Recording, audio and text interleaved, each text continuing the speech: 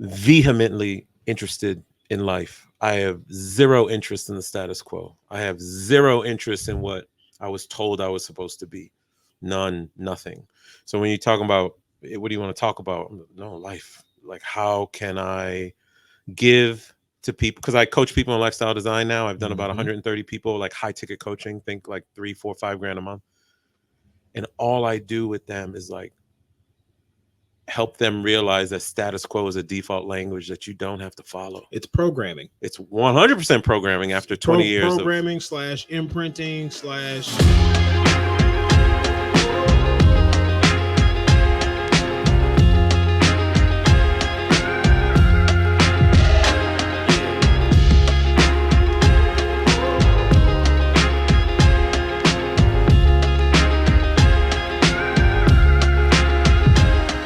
There's such thing as a blueprint. There's also like, hey, like if you've had the vision, I this being the Vision lab, yeah. if you've had the vision of like how you think it looks for you, Yeah.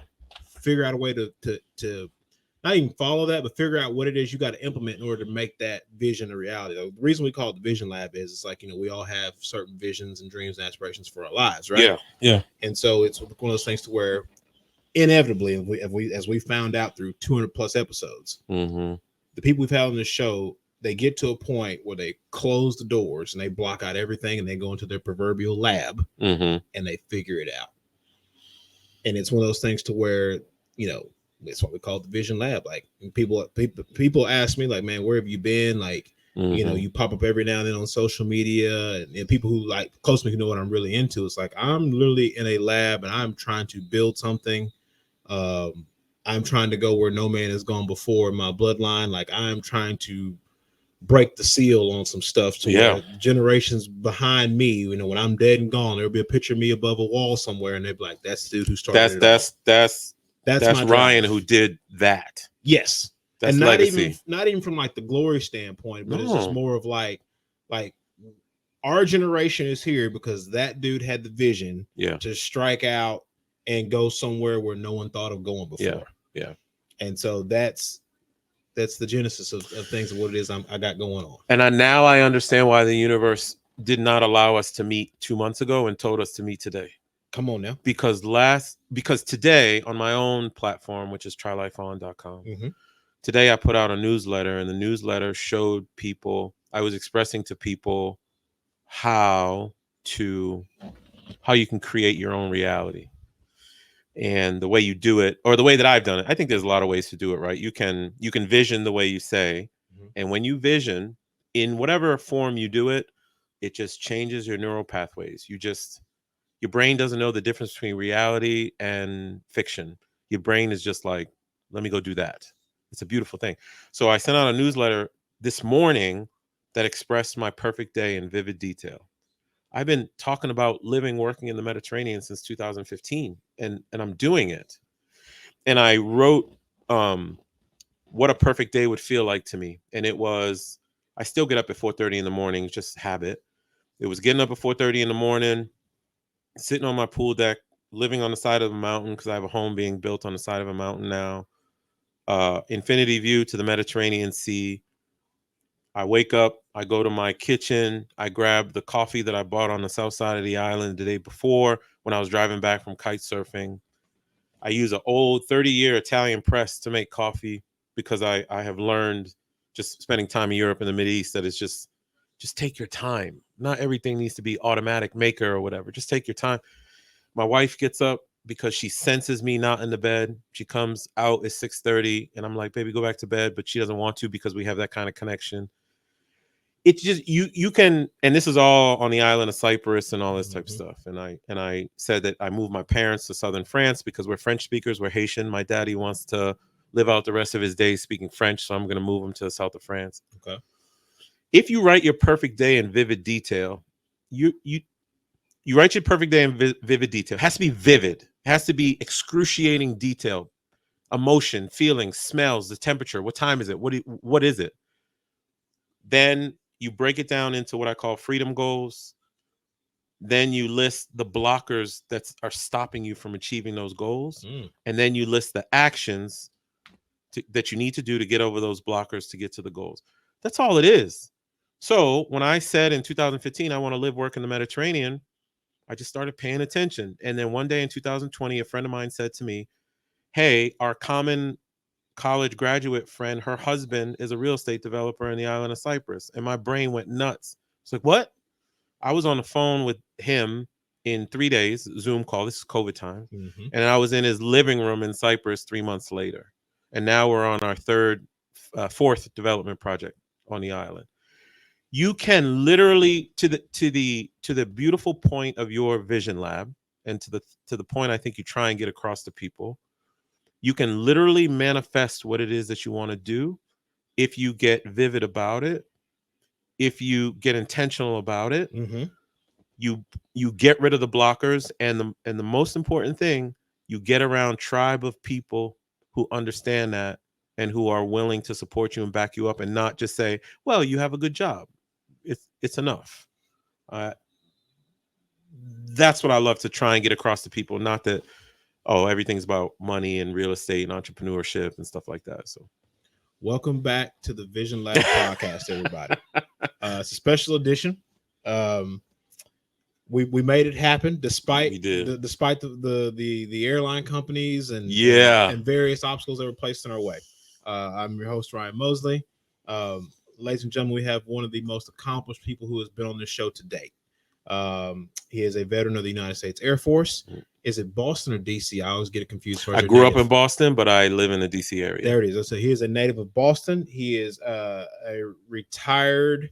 Make sure I want to get your rank and everything right. Lieutenant Colonel. That's right. You retired Lieutenant Colonel of the United States Air Force Special Investigations Division. You got it. Right. Mm-hmm. You speak what, 4 or 5 languages now? 4 languages. 4 languages. Yep. You manage over 2,100 plus rental units. Mm-hmm. Let's say you've visited, well, I'm sure over 100 countries now.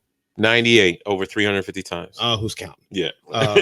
You're a managing partner of Quattro Capital. Yes. You do all kind of cool things in real estate. You have your own show, Try Life On. Mm-hmm. Ladies and gentlemen, please welcome the incomparable Maurice Philogene to the Vision Lab podcast. Oh, I feel like I made it to the big time, finally getting here and stuff, man. I'm very grateful. I'm very grateful. Big time. Visionaries, since we call listeners and not watchers. Visionaries. Mm-hmm. This has been a year in the making.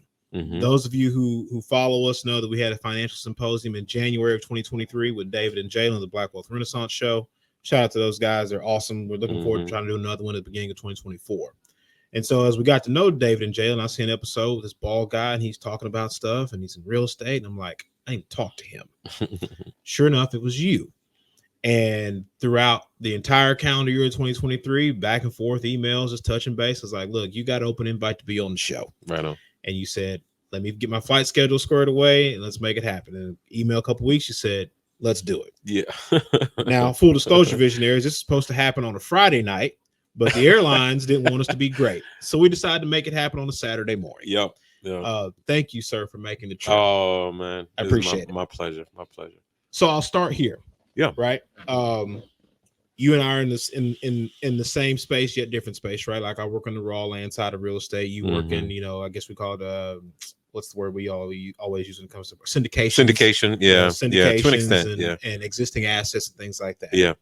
I'll ask a simple question, get us started. How did you actually get started? Because you've got a very eclectic background. So how did you get started in the world of syndications and real estate and things like that? I got started in the world of real estate because I was interested in freedom. I wasn't interested in real estate. Come on now. Yeah. When I was 21, I was coming out of University of Virginia, and the notion of sitting in an office for the rest of my life really didn't resonate. It didn't resonate because my father had the very smart wherewithal to send me to France when I was 15 to stay with an exchange student who had stayed with me the year before. His father, so this is 1990, his father proceeded to drive me around France in an old 83 stick shift Range Rover for 30 days. For an inner city kid coming out of Boston, everything changed. The world changed. The world changed. French girls, French funerals, French wine, French weed, French food, French Boy Scouts, French beaches. Like it just, I was like, culture shock. Man, I didn't realize that the world had anything else to offer except for Cummings Highway in Mattapan, Massachusetts. You know what I mean? So I randomly picked up Personal Finance for Dummies, if you remember that series of Yep. books. Mhm. I picked it up when I was 18, and then around 21, I found real estate by accident. I was buying my first place to live. It was the beginning of the boom cycle in the 2000s. So you could literally buy something, and then 3 months later, it was worth 30 grand more. And I didn't understand that. So I called my father and I said, "Why? What does this mean?" He said, "You made 30 grand." I said, "How did I make 30 grand, Daddy?" He said, "That's equity." And he explained it. And then there was no Google and all that back then. So I just went to the library and started reading books. Everything changed. By the end of the year, I had bought 10 more properties. I think this is 2002 time frame. By 2014, I had bought 35. No, by 2000, yes, I bought 35, sold a bunch, took the equity from all of them, paid off, and I found myself with 18 paid off homes. Just straight cash loan. Straight cash, 160 grand, $13,000 a month. And the way that I did it was I used those paychecks for my excellent jobs, 3 careers actually, and I just kept paying them off over time. I never told anybody what I was doing. I was just, nope. You know why I wanted that cash flow? Don't mind me. Nope. Because people will bring you down. But you know why I wanted that cash flow? Because then I could have time freedom. And you know why I wanted time freedom? To go back to when I was 15, when I had those emotions traveling. So I was like, what more is out in the world that I don't know? Because that changed me. So that's how I got into real estate. In 2015, I had been pressing repeat on the single family racket for almost, 13, 14 years. I wasn't growing as a person anymore. And ended up at a multifamily syndication seminar. I was like, I'm going to do that. And then now I develop land and build stuff in Cyprus now. And so I'm touching like from a book, just from a 21-year-old kid picking up a book at the Fairfax County, Virginia Library in Alexandria, Virginia. I'm touching maybe 230 million worth of real estate at the moment. And I'll put some more on top of that at some point. So as we get to know each other, so here's how I got my start in real estate. Yeah. I worked in the digital marketing world, and you talk about like when you go outside the United States, how things are just different and slower. Very. I remember I used to have clients in the advertising world, and you call to some part of Europe, and like, oh, I need to speak to Serge or Alexander. Like, yeah, he's on holiday, so we'll be back in 6 weeks. And you're like, what? Like, 6 weeks. 6 weeks. 6 right. weeks. You're like, one, what is holidays? Yes. Like you look at the American calendar, like it's May. There's no holiday. Yeah. And they tell you that he'll be back in 6 weeks. And from an American standpoint, you're like, that guy will be fired. It doesn't make sense. Exactly. It doesn't make sense. Yeah. So worked in the digital marketing world for a little bit, and just got to a point where it's like, okay, I don't really like this anymore. I'm just doing it just to survive. And my podcast partner was like, you need to get into real estate. He's like, you're really good with people. You're not afraid of anything. You're resourceful. You can think on your feet pretty good. So lo and behold, I worked at a wholesale company just to get my foot in the door, right? I closed a deal with a lady. And she's like, Ryan, she's like, I just appreciate how you handled everything. She's like, you treat me like an adult. You did what you said you were going to do. You kept me in the loop at all turns, blah, blah, blah. So we got a deal closed. She called back 2 days later and was like, hey, I have a client. He's part of a private investment group. She's like, they're into raw land.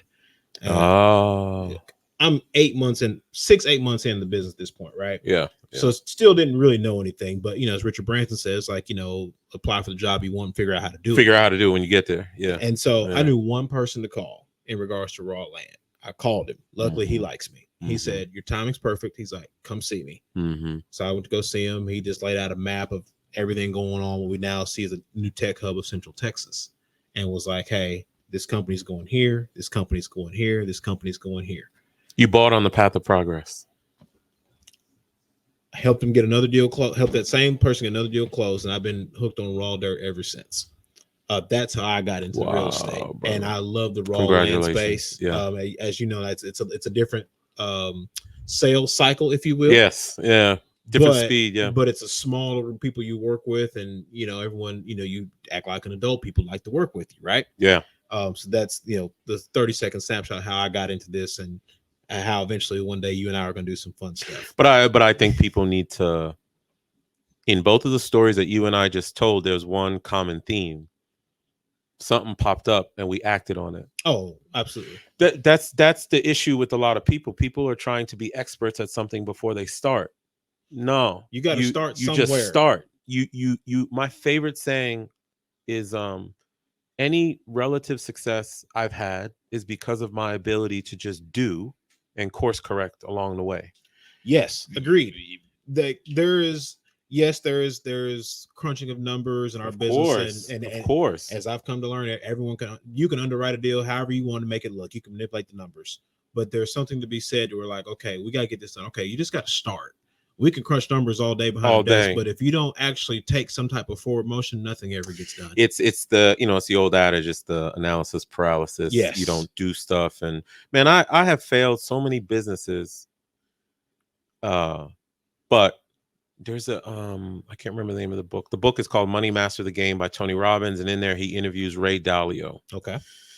I love studying wealthy people because you learn, and Ray talks about asymmetric risk reward all the time, where you're trying to do a deal that $1 will return 5 because it's asymmetric. It's like that's a big jump from 1 to 5. Mhm.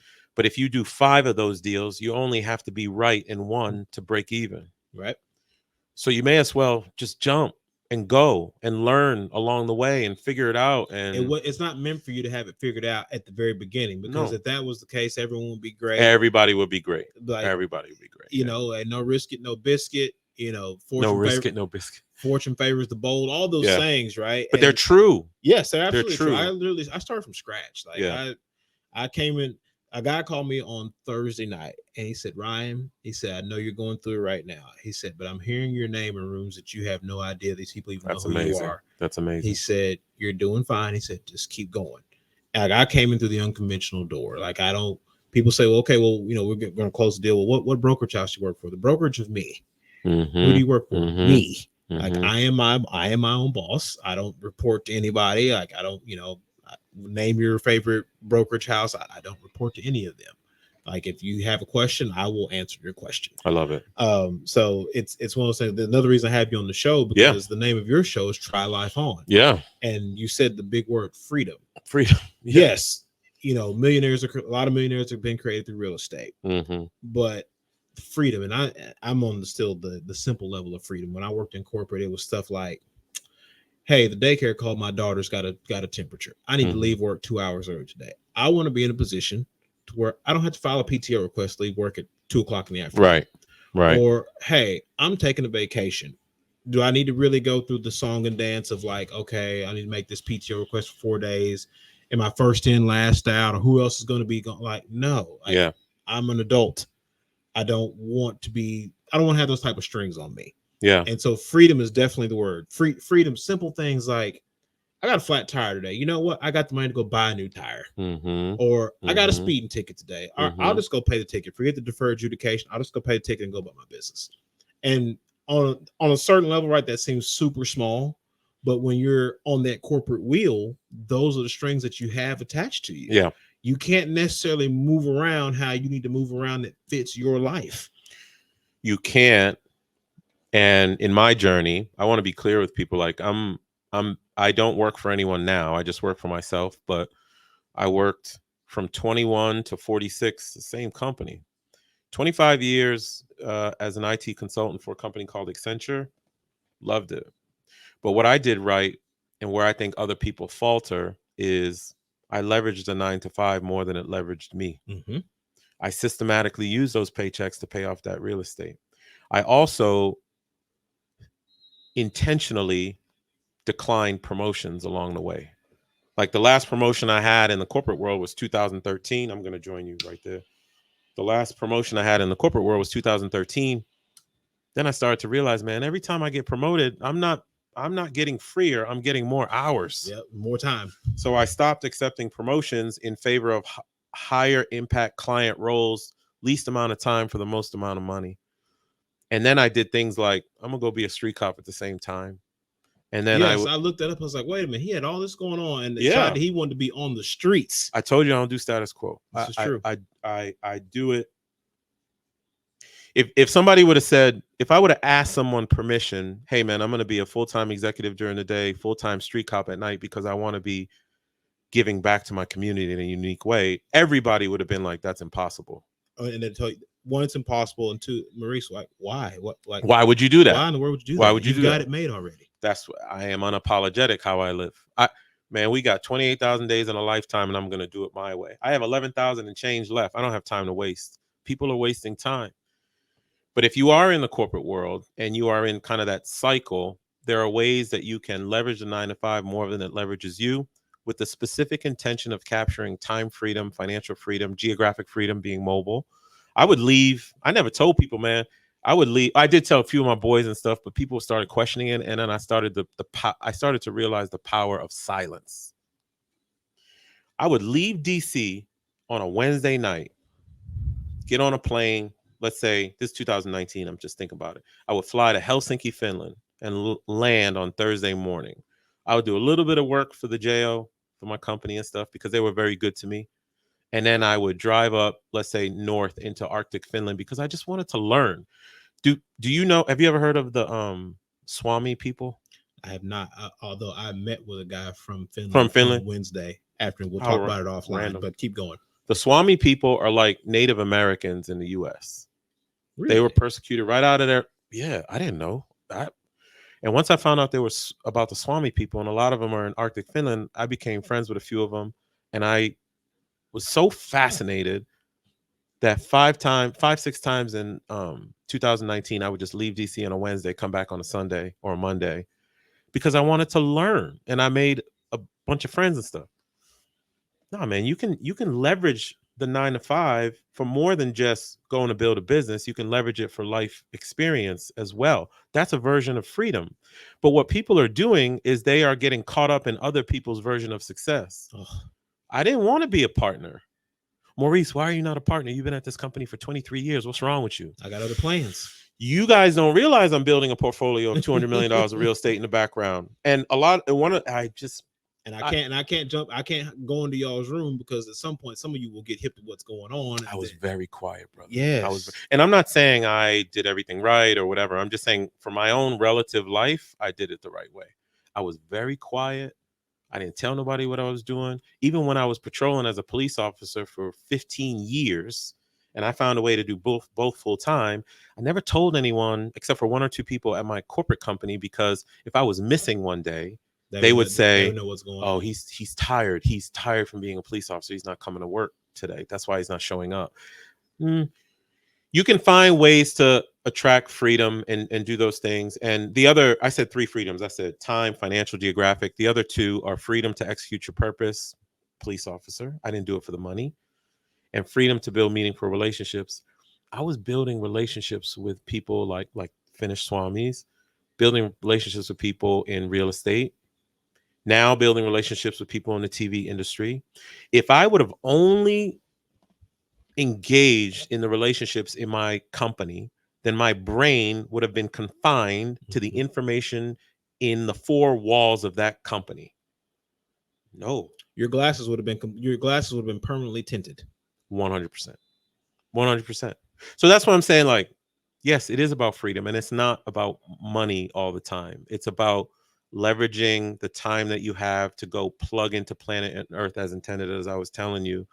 And I just found ways to do it over the years, man. And I ain't stopping anytime soon. I am, brother. I'm so happy. I don't know how to express how happy I am that I did not follow the status quo, and I have no interest in it whatsoever. So my last corporate job, and the little status quo, then I will transition.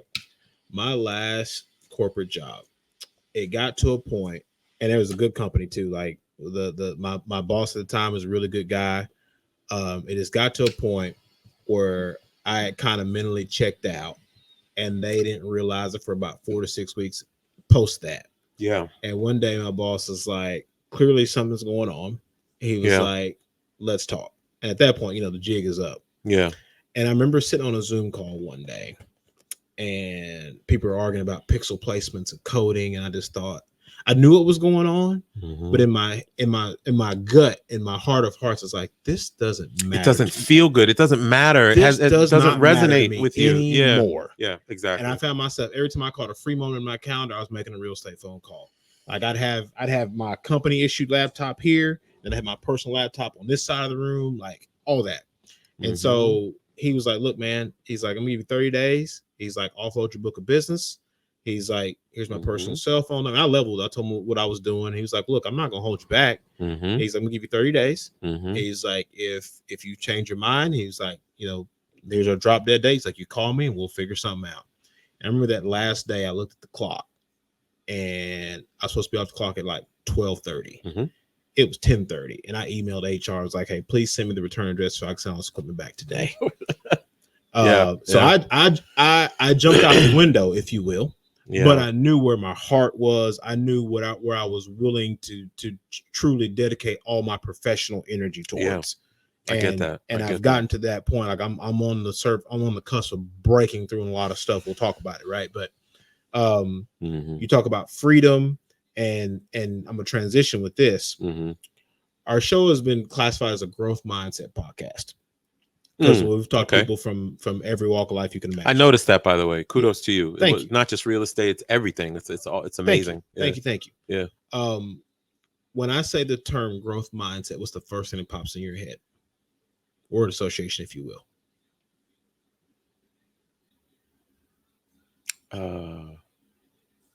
Evolving. For some reason, that pops in my head. It might be because of that newsletter I wrote yesterday, but what I'm realizing now at 48 is that I am evolving in a way that I would have never expected. And I think podcasts like yours, so thank you for creating a platform that helps people. You know what you're doing, brother? I went through maybe 7 of you guys episodes probably in the last week because I just wanted to get a feel for what is important to you, to your listenership, because it's not about me. It's not about us. It's about trying to help people out there. And what you're doing, and what I like to do as well on my platforms, is like open people's eyes to the art of the possible, so again they can go plug into life and planet as we were intended to be. We are not intended to be these weird creatures that wake up at 8 a.m., eat a breakfast, get on a train, go into the city, grab a coffee, go into a cube, stay there for 7 hours, come back, eat Subway sandwich for lunch, go back to the cube, now get on the train, go back home, kiss your wife, do homework with the kids for 10 minutes, drink a beer, go back to bed and press repeat. No, not designed that way. The thought of that is chilling for me because I broke out of it. It's Right? scary. It's scary. So when you say growth mindset, your podcast and the stuff that I talk about and what I try to get across people, it's not about money, man. It is about what can you do in your life to truly plug it, the thing that resonates with you. Not you. You were having the issue too. The hey, they're sending me emails about this IT stuff and everything, and it's not resonating. People have got to go follow the thing that vibes with them before we punch off this planet. That's what comes to me when you say growth mindset. It's evolving. People got to evolve, and but they need inspiration to evolve. They need an excuse to evolve. They need A why? yeah, exactly, or to develop their why. I think a lot of people have a why, they just don't listen to it. What about the word vision? Oh, the word vision for me is exactly what it means. Dreaming for me. When we were 10, 8, 6, we were running around the woods and jumping fences and believing we could be a pro athlete or an astronaut or whatever. We were unconstrained. We had no limits. That's vision. And 20 years of formal education and familial upbringing starts to tell you what you are supposed to be, how you're supposed to act. You got to be a partner to be seen as successful. They People are allowing other people's version of success or other people's vision to be implanted as the thing that they're supposed to chase. When some people just want to do pottery, or some people want to start a podcast, or be a pro. You know why everyone loves pro athletes, from my perspective? Because those people achieved a dream. There's no pro athlete that is doing the job just because they had the dream to go do the job. And had to So fully dedicate themselves. 100. So why can't the rest of us? Why are people allowing vision to be skewed by what society says that your vision is supposed to be, right? So when you say vision, I think of dreaming. I dream all the time, but the difference between me, I don't compare myself to other people. I dream all the time, but the good thing that I do is I break those dreams down into consumable goals.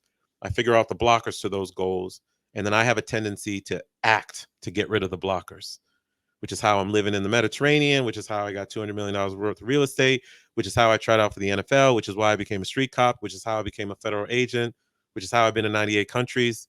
I take my dream, I write it down. What is keeping me from that?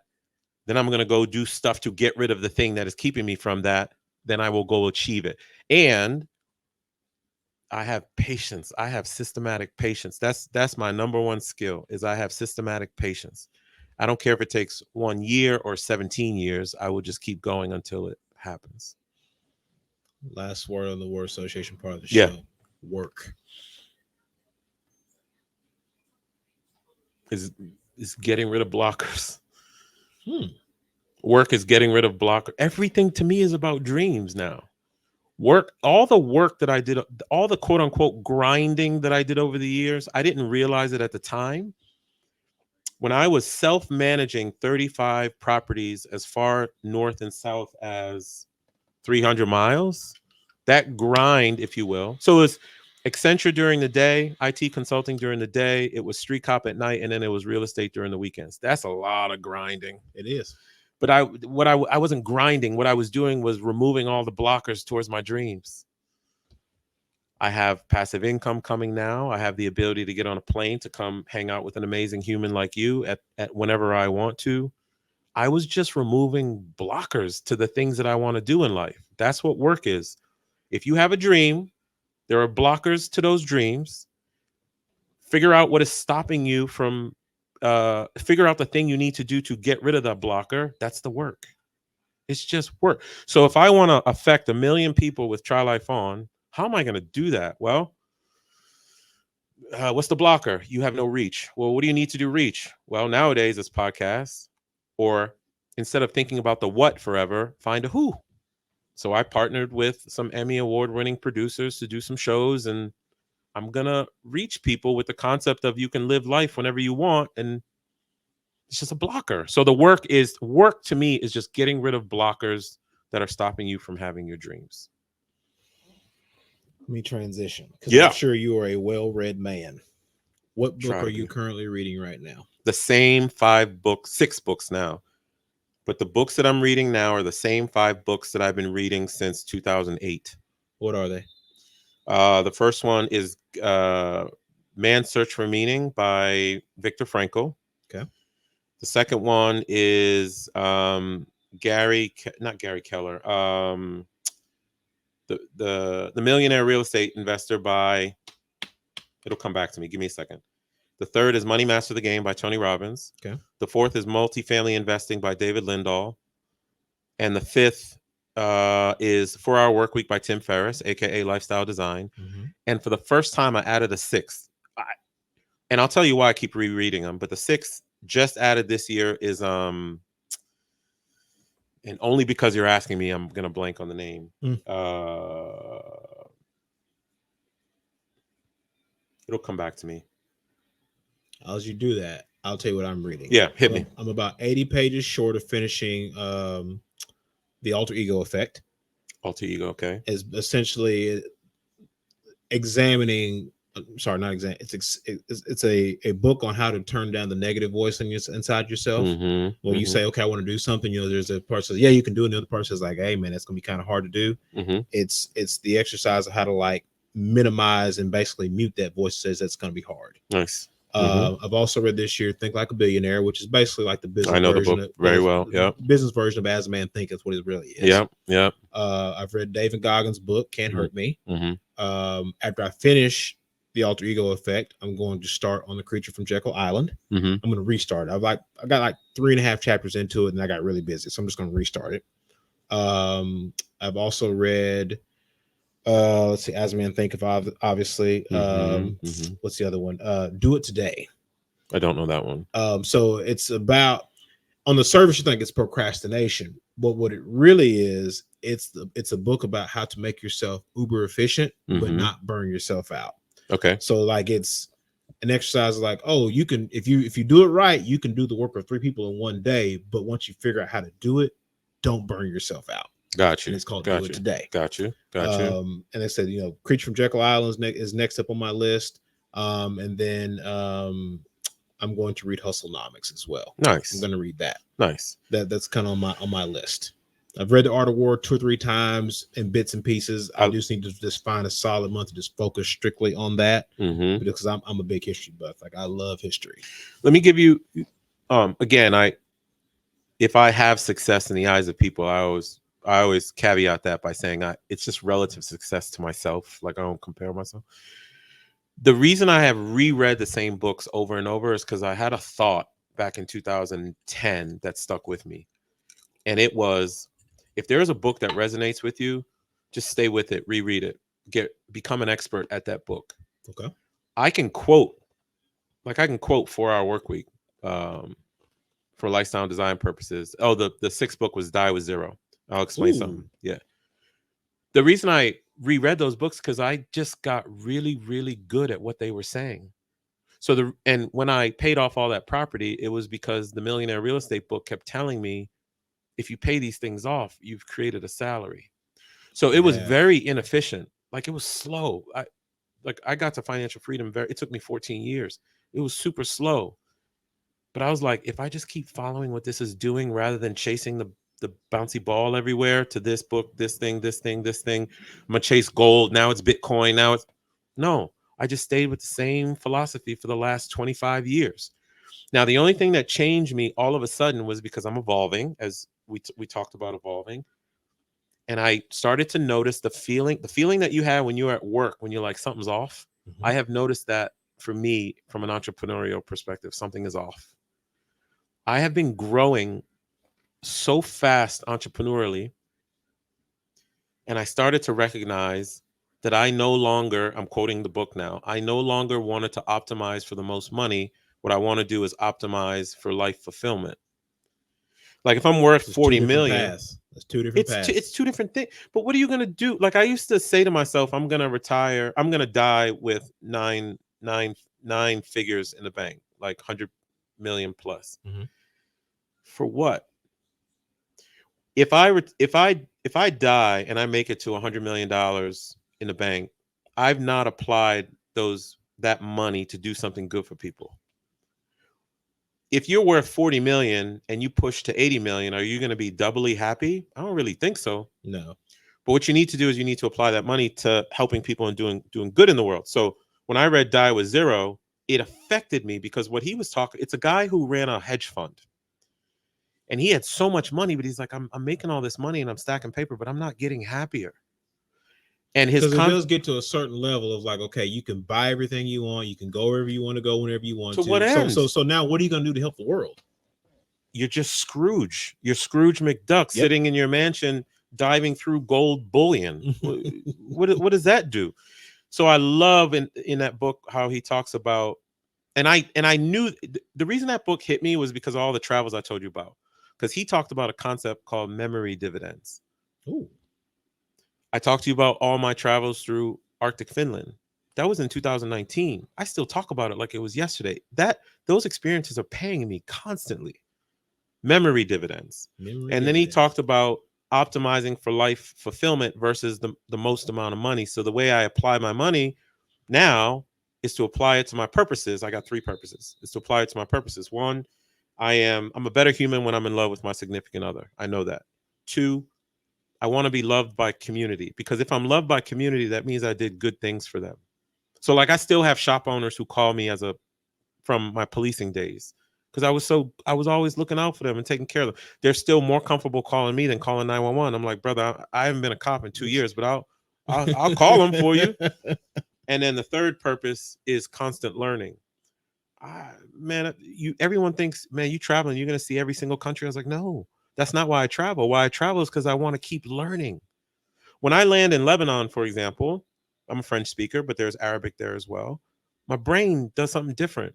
I have to relearn how to do things. How do I get on a bus? How do I order a taxi? How do I order this food? How do I start a business here when the financial system is very difficult? I'm learning. I apply money and time to those 3 purposes for the sake of optimizing for life fulfillment, rather than I just want to make money. But the funny thing is, every time I do that, money keeps popping out as a consequence. as a byproduct. I'm not even chasing money. Money's showing up as a byproduct of the things that I do now. It's beautiful. If you chase money, it runs. If you do beautiful things in the world, you tend to attract money. It just shows up.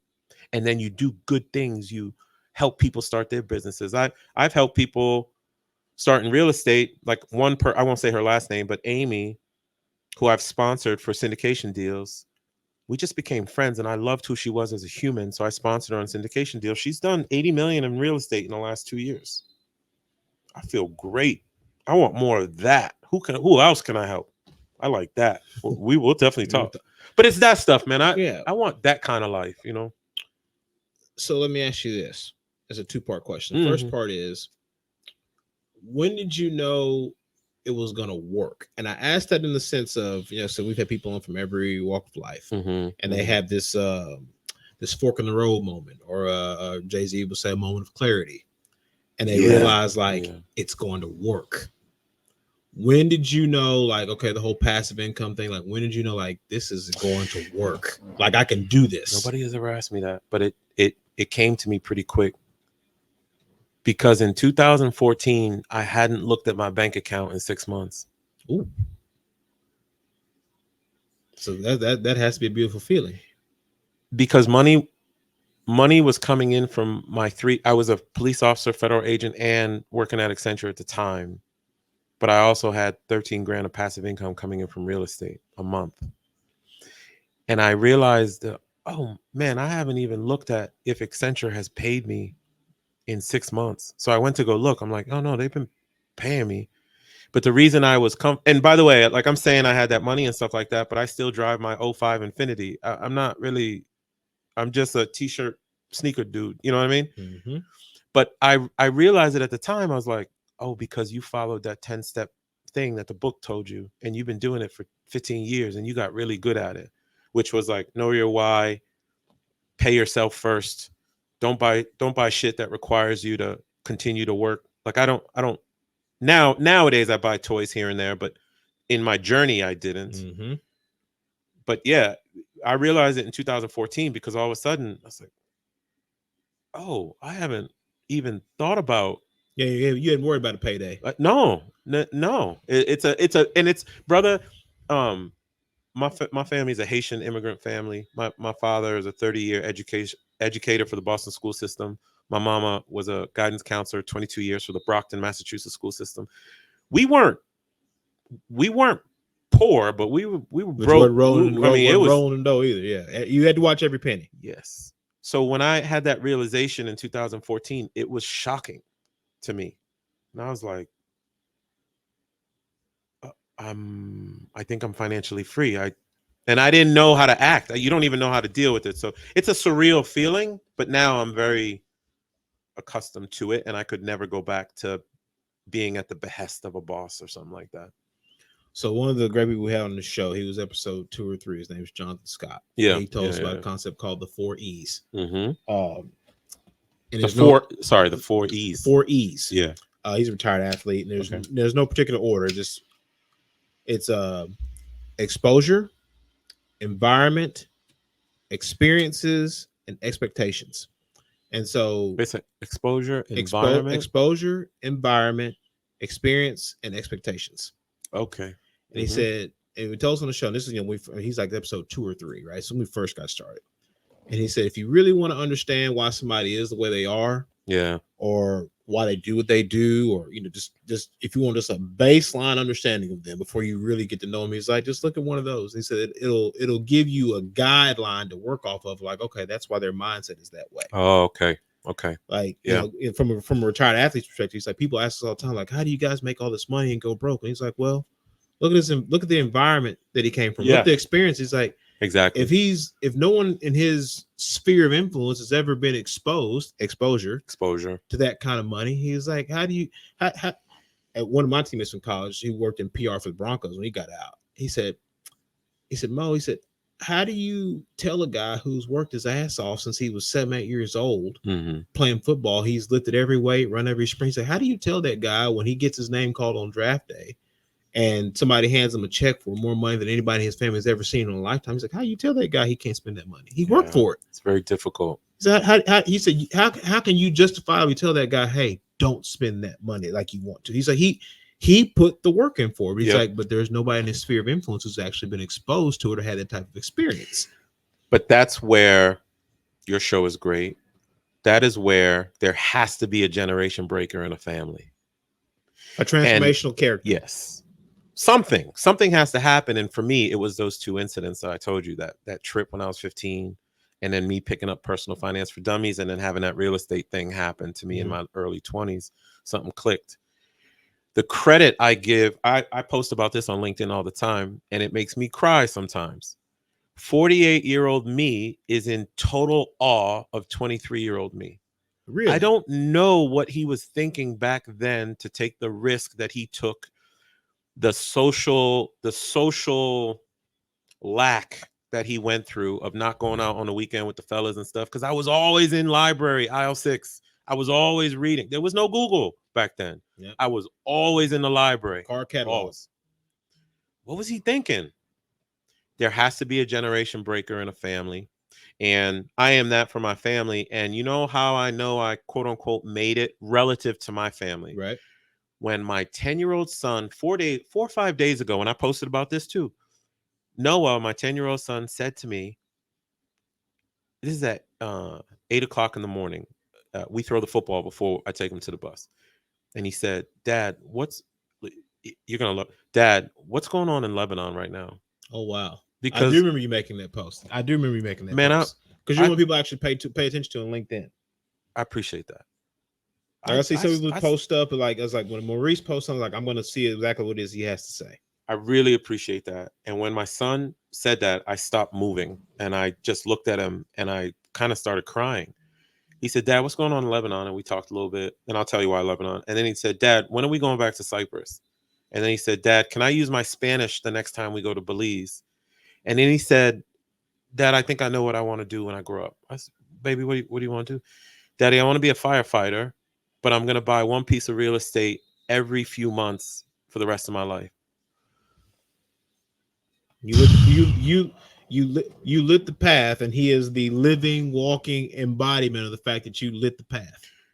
As a father, when you hear something like that from your kid, he didn't say, Dad, I'm going to be a billionaire. And I would have been happy with that too. What he said was, I want to go experience culture in the world. I want to help people, but I understand I need to buy assets in the background. That's what he told me. Mm-hmm. Somebody in the family has to be that person to start that. And now I'm seeing it manifest in my kids. And that gives me chills.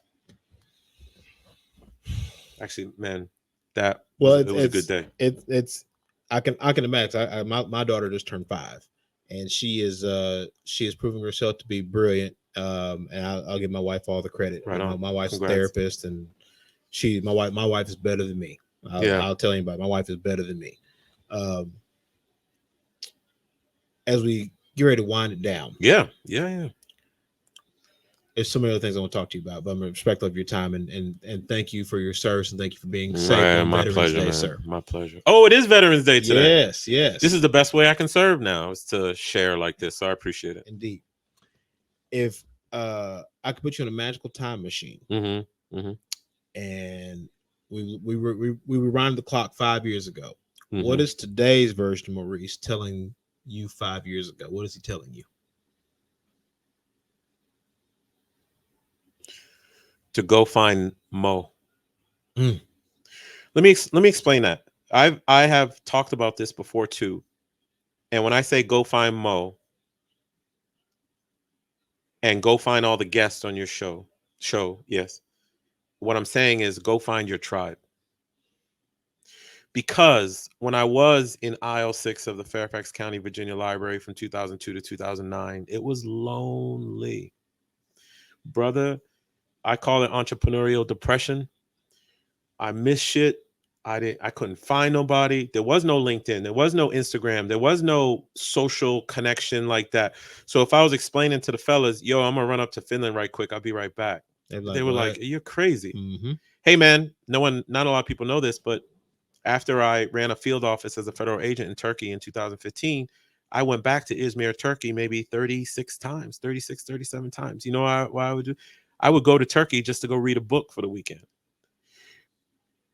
Because a plane to me is just an Uber with wings. It It is. doesn't compute to me that, oh, it's a big thing. So I just do things. I would go start businesses. I would buy real estate and whatever. But what I was missing the entire time was a tribe and a community. And it felt horrible. It was terrible. My entrepreneurial journey, as successful as some people think it was the loneliest, darkest thing that I have ever been through, and I would never want to wish it on anybody.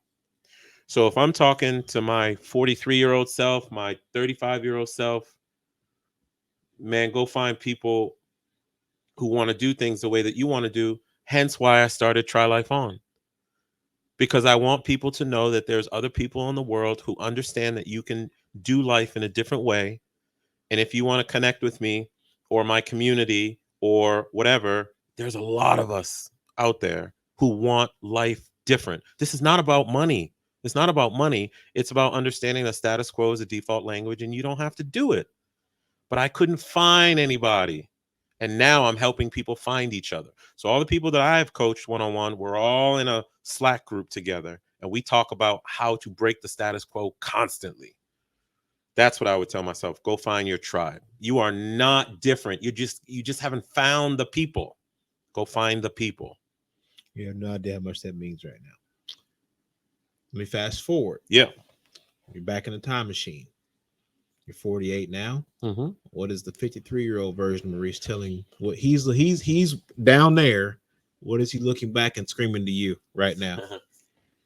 I just talked about 53-year-old me last week. Okay. And I said, 53-year-old me, I'm going to send you a link to that newsletter that I wrote today. Okay. 53-year-old me is in Cyprus right now. And I am in my home on the side of a mountain, waking up at 4 a.m. like I always do, sitting on my pool deck, looking out at the Mediterranean. I still have businesses, but life has slowed for me. And I'm responsible right now to about 700 investors, but maybe about 90 million, $100 million I'm responsible for. And I will stay until that money doubles or do what I said I was going to do for my investors. I'm going to stay and hustle for them. I love them for trusting me. But I am not going to do any more deals that requires me to take on investor money. The reason is because it's going to take me about 5-6 years to dispose, sell, whatever, all the assets that I have and get investors their returns. And I'm committed to that. But 53-year-old me does not want to be responsible to things I don't want to be responsible to. Mm-hmm. The mistake that people make, one of the reasons I'm not chasing money right now is because I'm chasing life. I think the mistake that people make is they continue the money chase and all of a sudden they wake up and they're like, holy shit, I'm 67 years old. I'm 48.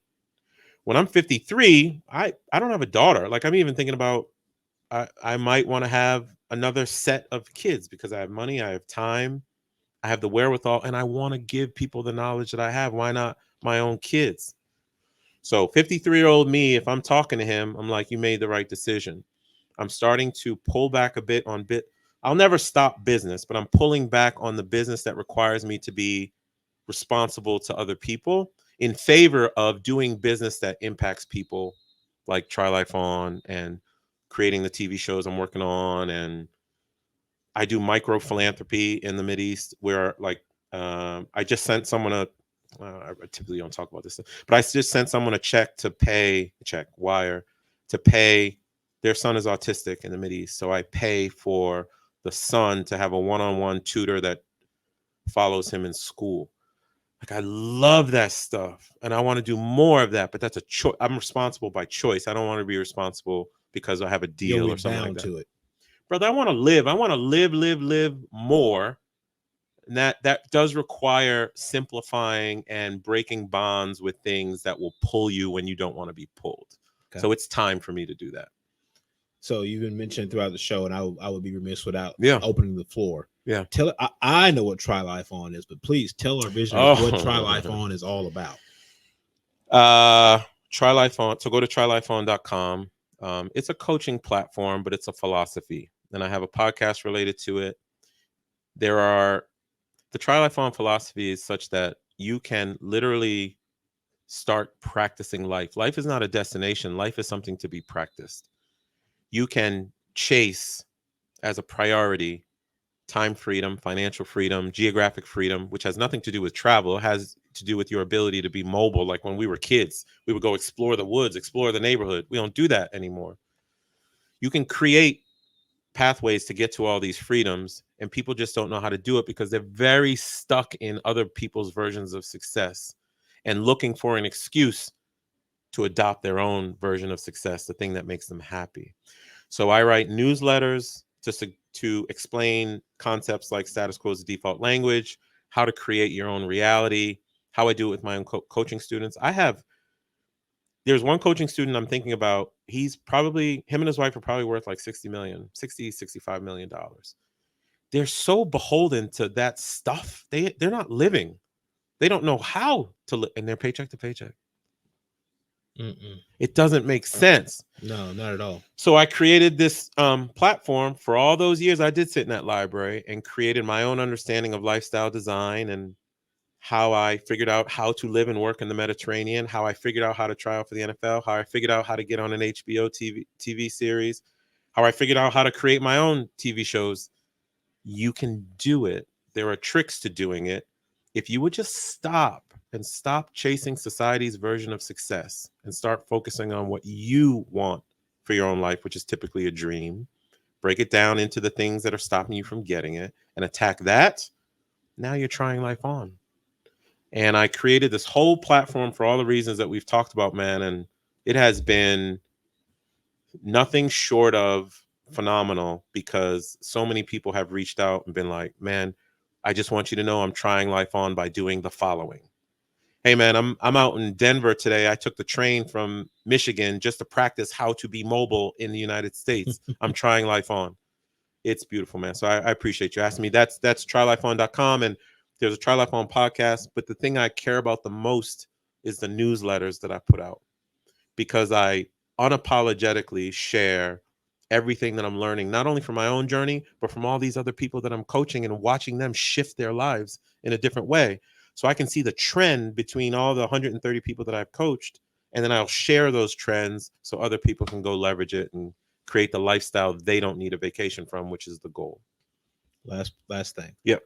What are the social media handles that people can connect with you? Oh, besides LinkedIn? It's just Maurice Philogene. It's just my name. It's just Maurice Philogene on LinkedIn, Maurice Philogene Instagram, Mo Philogene Twitter, but I don't really use Twitter that much. Try Life On is very important to me, so trylifeon.com. And then my real estate stuff is Quattro Capital, so it's thequattroway.com, and I answer everything. And I'll even say it, Maurice at trylifeon.com is my email. I respond to everybody for everything. I can attest to that. Yeah, if I can help, or if I can point you to something, I will. So please reach out. Ladies and gentlemen, I hope that you have been enriched as much as I have by actually sitting with the man in person. Maurice Philogene, thank you very much, sir. Brother. Thank you, man. And my odyssey to get here was well worth it. I appreciate it. Absolutely. Ladies and gentlemen, my name is Ryan Mosley. He is Maurice Philogene, and we will see you guys on another great episode of the Vision Lab podcast. Thank you. Thank you.